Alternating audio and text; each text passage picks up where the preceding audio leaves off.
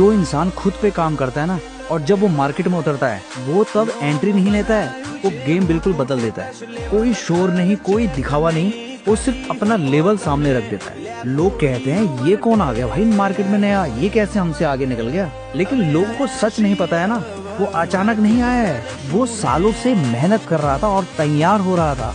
और ऐसा इंसान जब मार्केट में आता है ना, तो वो कंपटीशन को फाड़ के रख देता है, क्योंकि मेहनत से बनी ताकत को शॉर्टकट हरा नहीं सकती। याद रखना, अगर तुम रोज खुद को बेहतर बना रहे हो ना, तो एक दिन ऐसा आएगा तब लोग तुम्हारा मुकाबला नहीं करेंगे, तुम्हें बेंचमार्क बनाएंगे। અમે આયા છીએ હવે માર્કેટ કરશું હે